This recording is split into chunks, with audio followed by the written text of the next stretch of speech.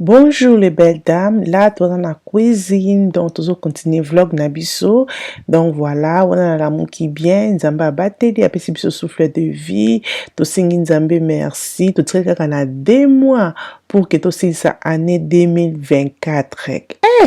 Can you imagine 2024 vraiment est aussi là, bientôt là, est aussi là. Ma belle, tu es vraiment obligé à signer Nzambe merci parce que quand tu as ba o ba leki ba komi ba silisi en été ba komi bisika so to comité, ma belle, tu es vraiment obligé à signer Nzambe merci. Moi quand nazala so nozo sambela nazangi même maloba singa na Nzambe na loba kaka merci Seigneur pour mona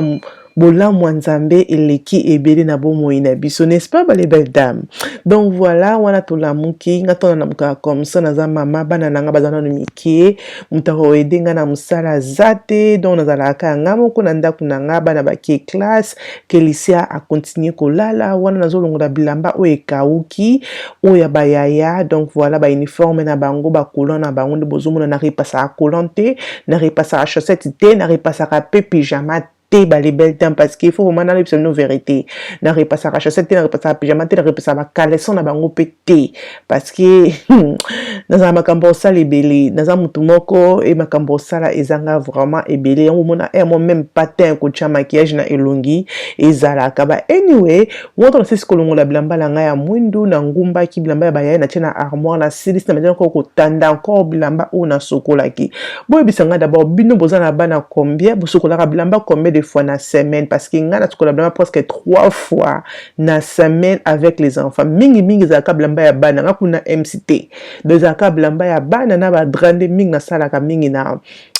kosokola wana natandi bilamba langa kombo moni na sisi kotanda e na kofungola pe fenêtre po na kozala sema sœur ke basola parfum bilamba ebima lokwa pe kelisi alali do na kofungola ba fenêtre ndaku après naza na nido na ngai na tia nido na ngai na vazo bozomona po sala ka fantaisie biska ona tia ka ba biloko na ngai ya ti après nido o etikala kana kangaka na bombi na tiango pembeni donc voilà wana nazo sala siko déjeuner na nga parce na lamuka ki vraiment fatigué ya batamu susu lamuka za énergie mais batam sous pas seulement cause en énergie oui donc là c'était vraiment moi na avec une énergie qui vraiment fatigué pour ça quand on a mbé tout maintenant na choité donc dans un bloc comme ça l'autre la paix air réseau kende donc mo cause vraiment na choité mais dans na bungisa kaka na sala kaka na melana no café on sera non moi ma casse donc café is my best friend quoi.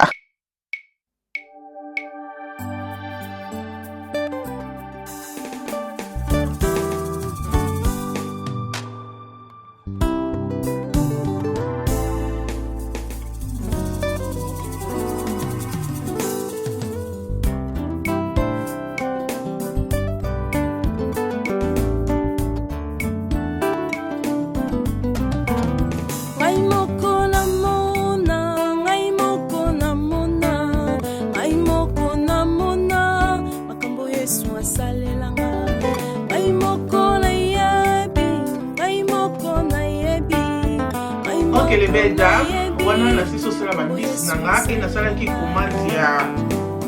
aspirateur comme on a dit dans la vidéo que l'aspirateur té ba kits na bonga comment aspirateur parce qu'il faut un tour pour la kits na pour na sala aspirateur et comme on dit dans la bana mikie comme qui dit c'est boka biloko dans sa kits ya côté de ma fenêtre espace on dit que la boka biloko à côté de ma awa à boka biloko donc Felicia c'est le sur la vidéo et comment ça come here stay here bravo donc voilà dans le micro là pardon mais ça n'a kaka donc quand on dit on a la dernière suite parce que là on a fait un peu de salade on a commencé à aider on a commencé à faire Jessica parce que on a caché mon coco qui est là on a caché na cheki spray ozaki ya pole et na cheki spray ya clean tapis dans la spray on est content oh my god la spray ya pole donc pole les couleurs moyen de te et les gens qui passent ma tête sur sika et on se met tête sur sika et la aspirateur et il y a que tombe dans la kitty avant que na tia tapis na ta d'abord aspirateur on est comme ça na ah ok toi bien elongolanga na aspiré bien mama yoke Ok, ça vient comme ça, aspirateur en haut. On fait la scène, la coupe twice. Aspirateur, même si on a la moelle qui, le temps qu'à la moelle, le aspirateur qui est d'accord, qui est au fond de la ligne, c'est que j'ai pris ça parce que au retour de la kitty, le retour aspiré très bien.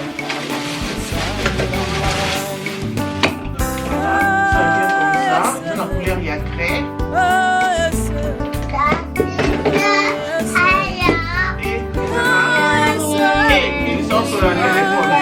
Et dans la on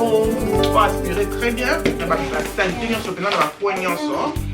Et ils appellent un moutou en haut, il y a un nez. Et ils appellent un moutou, il y a un moukier, c'est pour ça on va partir mikier. Donc voilà, ça vient comme ça. Et dans la nzete, il y a un nzete comme ça. Donc voilà. Là, tu crées la bino pour aspirer comme la vie qui n'a pas aspiré. On a une bakiti et donc voilà. Voilà, la tché, aspirateur, on a le plateau, on a le temps pour la bakiti avant qu'il y ait un zete à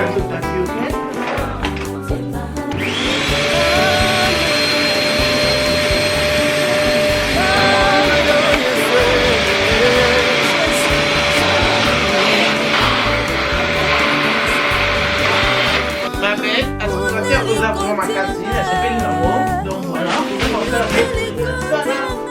ok ma belle, wana nazolongola ba coussin na nga na kiti comme bomoni ki na sombi aspirateur ozaki vraiment très bien. Ozaki vraiment bien parce que ça fait presque 2 mois que na longoli ba coussin na nga te na aspirer ba kiti na nga te na aspirer na sa ba kiti na nga te, oui. Et là na ba vraiment que il faut na sombi aspirateur et aime ça aider le quoi aime ça la rater na week-end. Là c'était week-end kazaki na ndako na yebisa que vraiment please papa aider parce que maboko lembinga musala na sali pe trop ayebisa problème ya te na ko aspirer pour na yo. Donc on a aspirer ba kiti comme moment longoli ba coussin parce que bobi qu'avec les enfants donc bana baboka ka biloko bana bakota ka biloko na bakata ba kiti kelisa zoka vraiment ba lutu na cuisine yo boka mpana ka kata ba kiti na sima ba kiti donc kelisa ça la ka n'importe quoi mais asa bébé tout ça la nini donc voilà to bongsaka o toza nango po to na choix te là tozo bongisa tozo aspirer to ko tseli mo centre na ndaku et na senki vraiment merci parce que a aida kinga ko aspirer ba kiti o parce que po na nga moko na nga na ko sala nyoso bo te po na zaki déjà fatigué tele moko pe kelisi azaka wana na sima makolo na biso donc voilà et aspirateur o eloko na sepeli nango modèle ezo aspirer likolo ba kiti ezo longola ba salité nyoso. Regardez moi des velours comme clean velours vraiment pas qui comme bien nettoyé comme si que tout ça dans na mai mais eza mai déjà c'est mai que tu dois aspirer ça na et yaki na brosse moko boya mukie na aspirateur et brosse wana mukie vraiment ça fait très bien. Regardez ba kiti telimba la moko ezo longola ba déchets nyoso ya ba salité na vélo et les autres vraiment vélo propre comme bomoni. Donc si vous avez un aspirateur vous avez un problème le cas ba vélo ba kiti pour ndako na yo na koloba ke somba aspirateur o eza nango pe moins cher mais ils ont aspiré vraiment très bien. Et là na ki kolongola tapis comme na sino que non na ba ki na somba tapis na somba ki tapis et là na longoli tapis na nga pour que to cha tapis mususu asika mais avant que to cha tapis asika to kozo d'abord que to benda ba kiti pour que to nettoyer na sima ba kiti et regardez mon ba salité comme ebimi na sima ba kiti les belles dames. Donc na sala que chaque 2 mois ou 1 mois ça dépasse même ya mood na zana ngona benda ka ba kiti pour que na pangusa na sima ba kiti pe na aspirer comme ça. Donc voilà comme vous monde ezaki vraiment que salité est grave mais ezaki que salité ba na bazana ndako donc c'est normal mais après quoi aspirer bon monde vraiment que na sima ba kiti ezongi propre. Donc,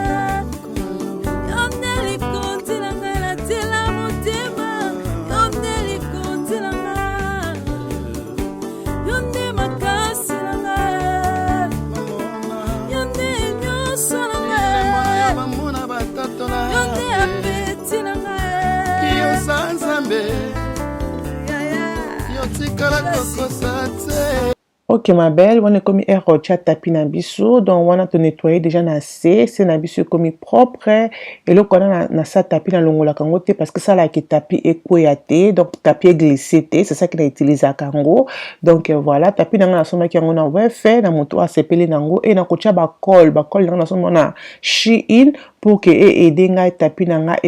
te, donc tapis glissé te ba na ba koya na tapis te, tapis tombo makate. Donc voilà, on a na ba col bongo. Donc voilà, c'est comme ça, noir et blanc que j'aime bien. Donc tapis au ala que j'aime bien, c'est différent. Donc ala que et voilà, donc on a comme vraiment propre comme monde qui va quitter nanga et comme vraiment propre la zone qui aime merci. Et là na zone si ba couser na ngai na ba kiti comme bozo mona et na ki kocha basket ya bana oya ba jouer na kota tapis na pour que kota tapis za ki toujours ya kongumbama na check yango pour que aider que tapis et là donc il va qui basket on va na ki pour na 2 jours pour que ça là que tapis et là sonute kilisi ya modèle qui maka ko banda kokoya. Donc voilà là to sisi ko nettoyer ndako na biso donc mpepe kotaki ndako sala ki solo kitoko après wana